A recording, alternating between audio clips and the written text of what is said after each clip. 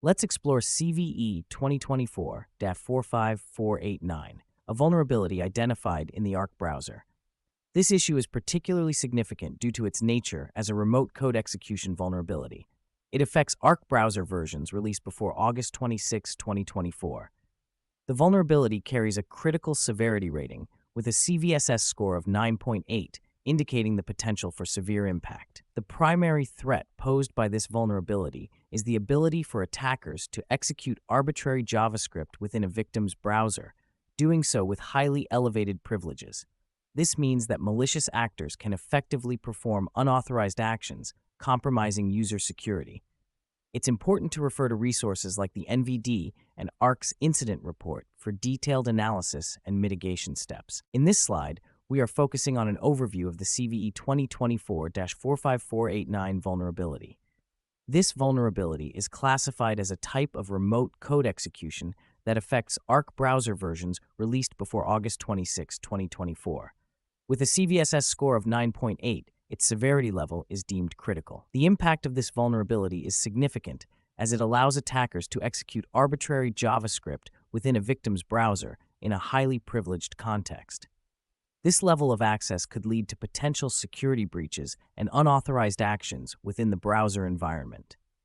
For further insights and official documentation, you can refer to the National Vulnerability Database, NVD, and Arc's Incident Report. CVE 2024-45489 is a vulnerability stemming from misconfigured Firebase Access Control Lists, ACLs, which inadvertently permitted unauthorized JavaScript execution.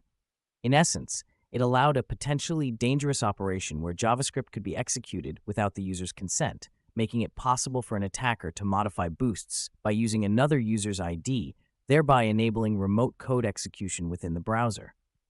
A real-world analogy for this situation would be a door lock that can be opened with any key, allowing unrestricted access to anyone who possesses a key, regardless of whether they are authorized or not. This illustrates the vulnerability's potential threat level. A system meant to be secure was left exposed due to its flawed configuration. In this slide, we address the group most impacted by the identified vulnerability. Specifically, it pertains to users of the Arc browser who were operating on versions released prior to August 26, 2024. Importantly, according to the disclosure, there were no users reportedly affected by this issue, which is good news. However, as a precautionary measure, it's essential for users to immediately update their browser to the latest version released on or after August 26, 2024. This update addresses the misconfigured Firebase ACLs that allowed unauthorized JavaScript execution, ensuring enhanced security for all users moving forward. In this slide, we focus on the potential exploitation of CVE 2024-45489. Attackers have the ability to exploit this vulnerability by creating or modifying JavaScript boosts, which doesn't require any user interaction and specifically targets the network.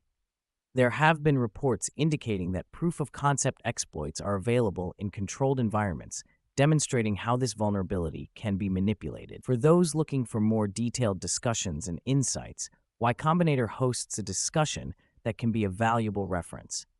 Understanding this exploitation method is essential for mitigating and addressing any threats it poses. To address CVE 2024-45489 effectively, it's important to update your Arc browser to ensure it's a version released after August 26, 2024. This update addresses the identified vulnerability by disabling JavaScript boosts by default. Users have the option to re-enable this feature if they choose, but disabling it helps mitigate the potential exploit. In addition to updating the browser, implementing robust security guidelines is essential. This involves setting stricter access controls and performing thorough authentication checks. Regular audits of your Firebase Access Control List, ACL configurations, are also advisable to ensure no vulnerabilities are present. These steps aim to secure your network from potential attacks that do not require user interaction, safeguarding your systems from exploitation. Implementing these measures can provide greater security assurance for your applications and data. As we conclude this section, let's summarize the key points discussed. The critical vulnerability in question stemmed from an ACL misconfiguration within the Arc ecosystem. Fortunately, there have been no reports of this issue being exploited thanks to a prompt patch deployment. This situation underscores the importance of implementing comprehensive access control configurations. Moving forward, it's important to stay informed by monitoring updates from Arc to ensure ongoing security improvements. Additionally, adopting best practices such as regular software updates and consistent threat monitoring will be essential for enhancing security measures and safeguarding against potential threats. To enhance your understanding and stay informed on the topics we've discussed, I've compiled some further reading materials and resources. In terms of articles, you can start with Arc's Detailed Incident Response, which offers an in-depth look at how incidents are handled. Also, a technical analysis on GitHub can provide a deeper technical perspective on the situation. For learning resources, consider exploring Understanding Remote Code Execution to grasp the complexities of code vulnerabilities. Additionally, dive into best practices for secure coding and ACL management, which will equip you with strategies to prevent misconfigurations and ensure robust security measures.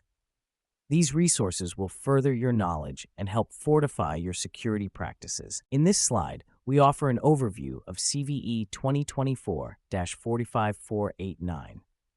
We'll explore the cause and effects of this vulnerability, as well as provide guidance on the remediation steps required to mitigate potential threats. This information is essential for understanding how to address the vulnerability effectively. For those interested in further research and study on this topic, be sure to check out the linked resources for a deeper understanding.